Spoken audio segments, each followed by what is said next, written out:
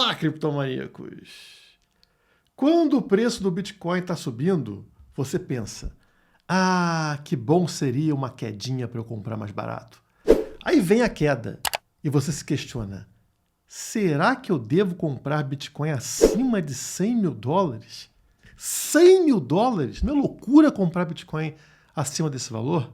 Aí vem o Michael Saylor, da Strategy, a empresa que mais possui Bitcoin no mundo, centenas de milhares de Bitcoins, e compra hoje Bitcoin ao preço médio de 119 mil dólares. Ou seja, você tem a oportunidade de comprar Bitcoin mais barato do que o Michael Saylor. Mas mesmo assim, isso não te convence. E não te convence porque para comprar Bitcoin, você tem que ter uma ação. Você tem que pegar os seus reais e trocar por Bitcoin. Se você não fizer nada, dá a sensação para você que você não está comprado em nada. E essa sensação, ela é falsa. Se você não compra Bitcoin, significa que você está comprando real. Você não está posicionado em Bitcoin, mas você está posicionado em real. Comprando, portanto, esse real a quase 20 centavos de dólar. Será que esse real não está caro? A mesma análise que você faz para o Bitcoin, você precisa fazer para o real. Será que eu não estou comprando real caro demais? Um país que está em guerra política e econômica com os Estados Unidos, será que eu não estou pagando caro aqui? Talvez ao fazer essa análise você chegue à mesma conclusão que eu cheguei.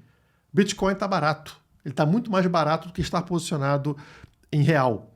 E foi por isso que eu comprei Bitcoin. Então vou mostrar para vocês aqui dentro da Quantifury, né?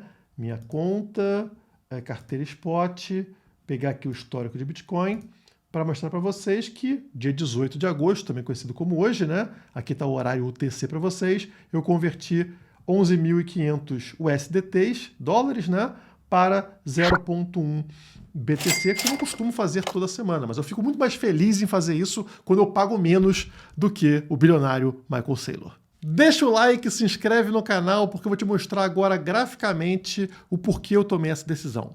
Está na tela o meu gráfico semanal, e na semana passada, né, ainda na queda, ali na sexta-feira, a queda já acontecendo, o preço chegando nos 117 mil dólares, o que eu falei para vocês foi, o importante é a gente fechar o domingo, fechar a semana acima da média de 7 semanas. E o que aconteceu, pessoal? Está aqui o gráfico semanal, e vocês vão ver essa linha amarela que é a média de 7 semanas. Se eu der um zoom aqui para vocês, vocês vão perceber que a gente fechou sim a semana acima desta média, né? Então está aqui a semana anterior, acima, portanto, da nossa média de 7 semanas.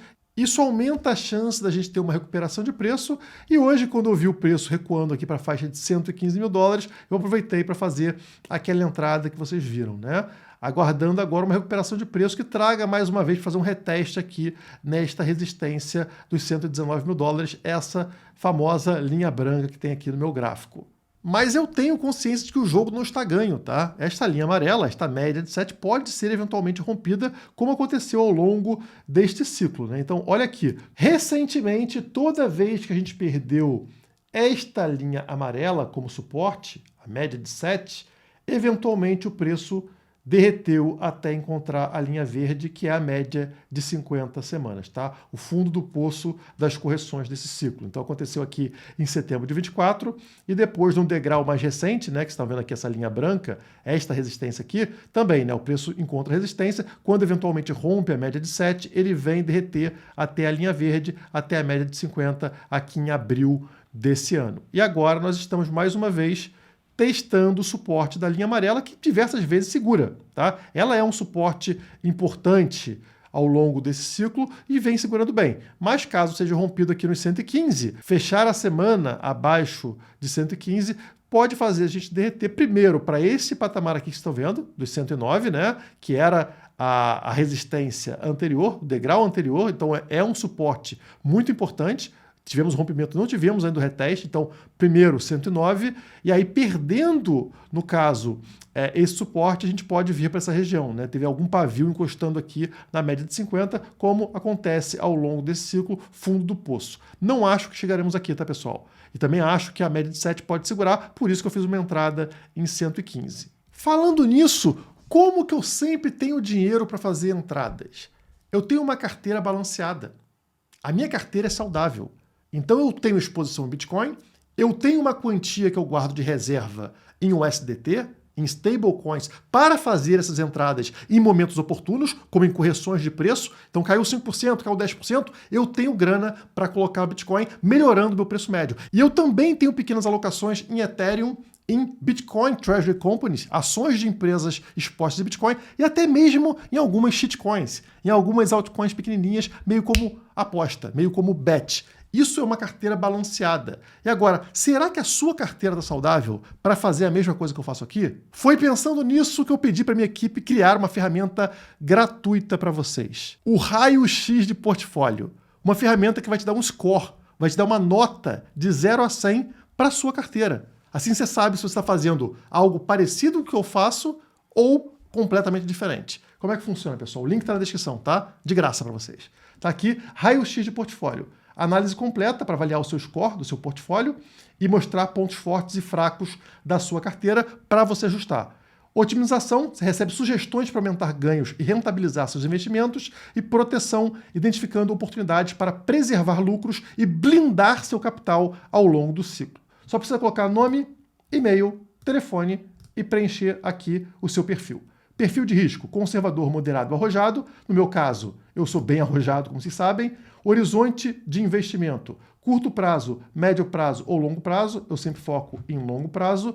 Moeda de referência, real, dólar ou euro. Como eu não gosto da shitcoin brasileira, vou manter aqui dólar, tá? E aí você coloca os seus ativos da carteira. Por exemplo, eu tenho aqui BTC. Na simulação eu vou colocar aqui que eu estou pobre, então eu vou colocar somente 5 milhões de dólares, tá? Cadê? Aqui, pronto. Vou adicionar. Vamos botar aqui Ethereum, também sem dinheiro, então vou colocar somente os 800 mil dólares em Ethereum. E aí você pode colocar aqui o USDT, por exemplo. Bom, vou colocar que eu tenho pouco, né? Estou precisando de Bolsa Família, então vamos colocar que eu estou somente com 500 mil dólares em USDT. E também vamos colocar aqui moedas, outras moedas, né? Por exemplo, vamos procurar aqui a memecoin PEP. Tá aqui, PEP. Pronto, PEP, vou colocar que eu tenho, mixaria, 100 mil dólares em PEP. Adicionar, tá? Então essa é a tua carteira, você monta a tua carteira mesmo, como você tem aí, e tá aqui, total da carteira, 6 milhões e 400 mil dólares, realmente uma situação complicada, e vamos marcar aqui embaixo quais ferramentas eu utilizo. Estou acostumado a usar nesse mercado. Autocustódia, sim, eu guardo minhas próprias criptomoedas, não deixo na mão de terceiros. Pools de liquidez, vou colocar que não. Alavancagem, vou colocar que não. Airdrops, não. Treasury Companies, sim. Stablecoins com rendimento, sim. Opções, não. Staking, vou colocar que não. Empréstimo descentralizado, vou colocar que não. E analisar a carteira. E aí, claro, não preenchi aqui meus dados, ele não vai deixar eu passar. Então, botar aqui Guilherme Renault, meu nome, botar o meu e-mail e colocar aqui o meu telefone. Pronto, vamos tentar de novo, analisar a carteira, salvando, agora foi, tá? E aí apresenta isso para você. De cara, você já vê o seu score de saúde da carteira, sua nota, 85 de 100. Excelente! Carteira bem alinhada com a metodologia Bora, que é a minha metodologia, tá? Então, eu nem analisei aqui, só coloquei dados, qualquer número, e coincidentemente até ficou com uma nota positiva. Aqui você tem um gráfico em pizza mostrando todos os meus ativos, né? 78% em Bitcoin, 12,5% em Ethereum, 7% em Tether e 1,6% em PEP. E aí mostra aqui a comparação da sua carteira com a minha carteira. Então, a ideal seria 70% em BTC. Eu estou acima disso nessa simulação, 78%. Oportunidades. Aqui a gente tem a entrada de Ethereum, né, que é uma oportunidade. O ideal é 15%, o atual está em 13%, então tá ok. Reserva. Aqui no caso entra a stablecoins, né, o USDT. O ideal é 10%, estou em 8%, por isso que está legal.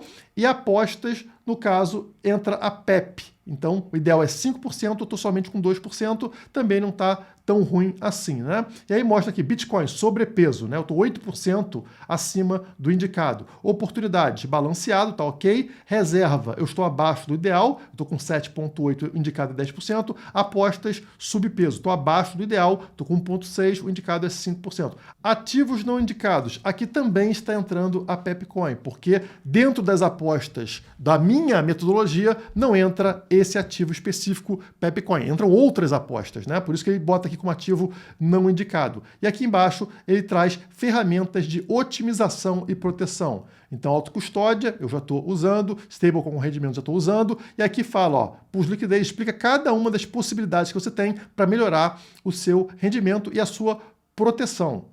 E aqui embaixo você vai ter acesso a outras ferramentas do nosso futuro projeto Hibernação, que é para bear market, ou seja, como que você vai sobreviver ao inverno cripto, como que você vai fazer como um urso, né? Mantendo a sua energia no momento mais crítico de mercado. Então tem várias ferramentas aqui, incluindo radar de ciclo, que vai ser lançado mês que vem. Fiquem espertos no canal, pessoal, estejam inscritos aqui, porque radar de ciclo vai indicar para vocês o momento de topo, quando sair do mercado, tá? Com 9 indicadores, vai ter também só uma nota simples para você, juntando a média de 9 indicadores de topo do mercado, para você saber se estamos muito esticados ou não e sair no momento exato, perfeito de saída para não perder dinheiro.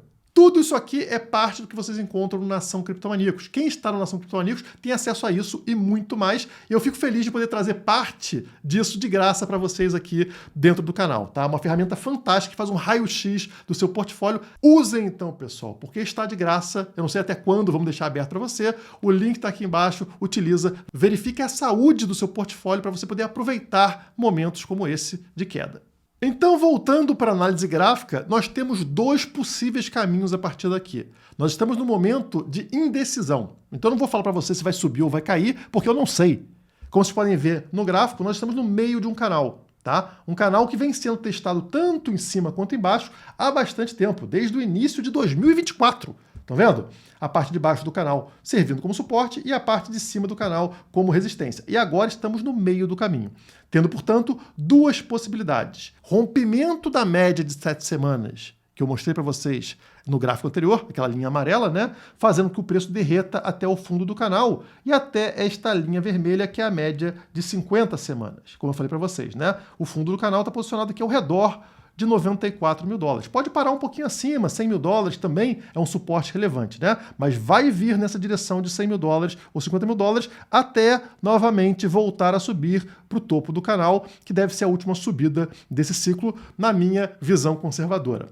Ou a gente não tem essa correção e a partir da média de 7, o momento que a gente está agora, né? Aqui ao redor do valor atual, 115 mil dólares, a gente vê o preço voltar a subir para testar o topo do canal e, quem sabe, fazer até um pico acima dele, indicando, portanto, aquela ganância tradicional de final de ciclo, né? Rompimento de canal, faz aquele picão lá e blum, acaba o ciclo e entra em 2026 em bear market. Então temos duas opções agora para o preço. O importante é ficar ligado aí na média de 7 semanal até o final da semana. Vamos ver como vai fechar essa semana e vai indicar para a gente qual caminho é mais provável.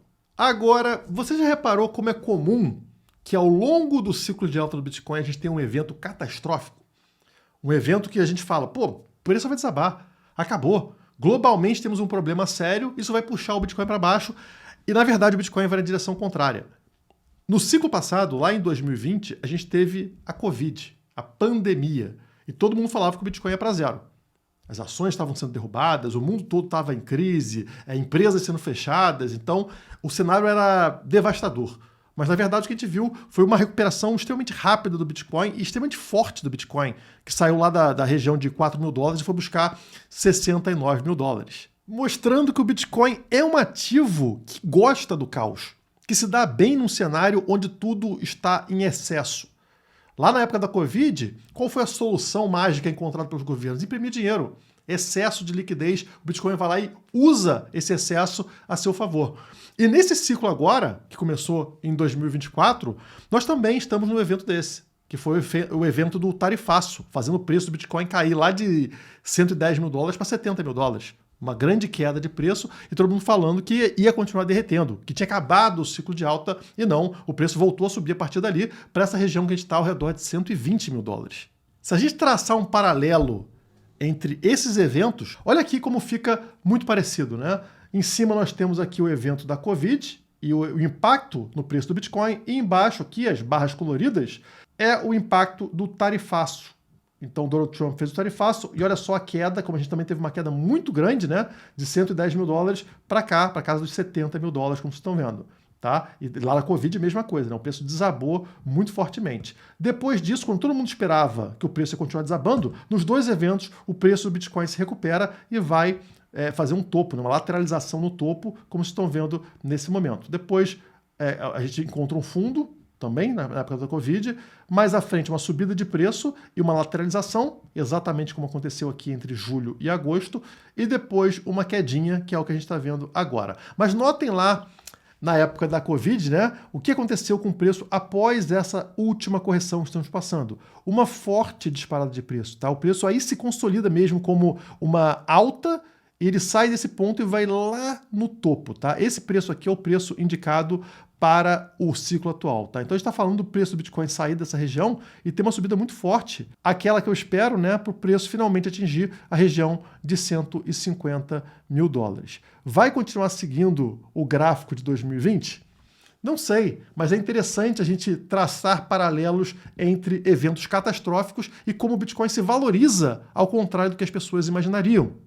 Isso acontece porque o Bitcoin não é uma ação. O Bitcoin não é a moeda estatal. O Bitcoin é contra tudo isso.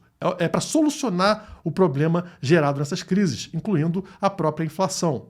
Inflação essa que está nos mesmos níveis de 2020.